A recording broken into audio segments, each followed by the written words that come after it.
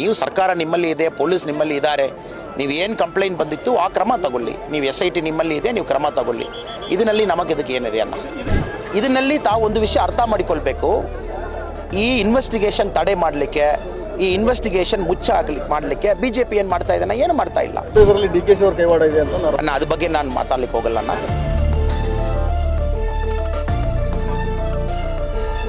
ಅಮಿತ್ ಶಾ ಸಾಹೇಬ್ರದಕ್ಕೆ ಉತ್ತರ ಕೊಟ್ಟಿದ್ದಾರೆ. ಕಾರಣ ನಮ್ಮ ಪ್ರಕಾರ ಇಲ್ಲಿ ಸರ್ಕಾರದಲ್ಲಿ ಕಾಂಗ್ರೆಸ್ ಸರ್ಕಾರ ಇದೆ, SIT ಅವ್ರ ಕಂಟ್ರೋಲ್ದಲ್ಲಿ ಇದೆ, ಪೊಲೀಸ್ ಡಿಪಾರ್ಟ್ಮೆಂಟ್ ಅವ್ರ ಕೈನಲ್ಲಿ ಇದೆ.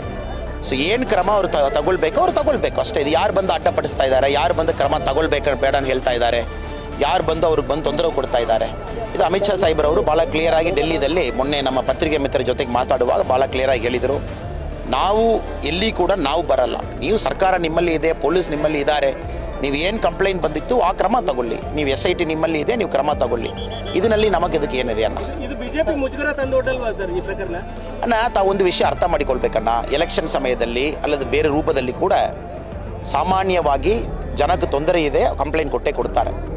ಸೊ ಆ ಕಂಪ್ಲೇಂಟ್ ಎಲ್ಲ ಕೂಡ ಇನ್ವೆಸ್ಟಿಗೇಟ್ ಮಾಡಲಿಕ್ಕೆ ಪೊಲೀಸ್ ಡಿಪಾರ್ಟ್ಮೆಂಟ್ ಇದೆ, ಅವರು ಮಾಡಿಯೇ ಮಾಡ್ತಾರೆ. ಯಾರು ತಪ್ಪು ಮಾಡಿದಾರನ್ನ ಕೂಡ ಆ್ಯಕ್ಷನ್ ತಗೊಳ್ತಾರೆ. ಇದನ್ನಲ್ಲಿ ತಾವು ಒಂದು ವಿಷಯ ಅರ್ಥ ಮಾಡಿಕೊಳ್ಬೇಕು. ಈ ಇನ್ವೆಸ್ಟಿಗೇಷನ್ ತಡೆ ಮಾಡಲಿಕ್ಕೆ, ಈ ಇನ್ವೆಸ್ಟಿಗೇಷನ್ ಮಾಡಲಿಕ್ಕೆ BJP ಏನು ಮಾಡ್ತಾ ಇದ್ದಾನೆ? ಏನು ಮಾಡ್ತಾ ಇಲ್ಲ. ಅದು JDS ಪಕ್ಷದಲ್ಲಿ ಅವರು ಸಸ್ಪೆಂಡ್ ಮಾಡಿದ್ದಾರೆ, ಅವರು ಆ್ಯಕ್ಷನ್ ತಗೊಂಡಿದ್ದಾರೆ. ಆ ಪ್ರಕಾರ SITಗೆ ಬಂದು ಫುಲ್ ಕೋಆಪ್ರೇಷನ್ ಕೊಡ್ತೀವಿ ಎಲ್ಲರೂ ಹೇಳಿದ್ದಾರೆ. ಆ ಪ್ರಕಾರ ಕೆಲಸ ಆಗ್ತಾ ಇದೆ. ಇವರು ಕೆಲಸ ಮಾಡಿ ತೋರಿಸ್ಬೇಕು. ಎಷ್ಟು ಕಂಪ್ಲೇಂಟ್ ಇದೆ ಎಲ್ಲ ಕಂಪ್ಲೇಂಟ್ ಕೂಡ ಸಂಪೂರ್ಣ ರೂಪದಲ್ಲಿ ಕ್ಲಿಯರ್ ಒಂದು ಪ್ರಾಸೆಸ್ನಲ್ಲಿ ಅವ್ರು ಇನ್ವೆಸ್ಟಿಗೇಟ್ ಮಾಡಿ ಆ್ಯಕ್ಷನ್ ತಗೊಳ್ಬೇಕು. ಅದ್ರ ಬಗ್ಗೆ ನಾನು ಮಾತಾಡ್ಲಿಕ್ಕೆ ಹೋಗಲ್ಲ. ನಮ್ಮ ಪ್ರಕಾರ ಕಂಪ್ಲೇಂಟ್ ಇದೆ, ಕಂಪ್ಲೇಂಟ್ಗೂ ಪೊಲೀಸ್ ಡಿಪಾರ್ಟ್ಮೆಂಟ್ ಅವರು ಕ್ರಮ ಕೈಗೊಳ್ಳಿ, ಸಂಪೂರ್ಣವಾಗಿ ಇನ್ವೆಸ್ಟಿಗೇಷನ್ ಮಾಡಲಿ.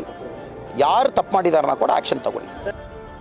ಇನ್ನು ಹೆಚ್ಚಿನ ಹೊಸ ಸುದ್ದಿಗಾಗಿ KA Kannada news 24/7 channel subscribe ಮಾಡಿ.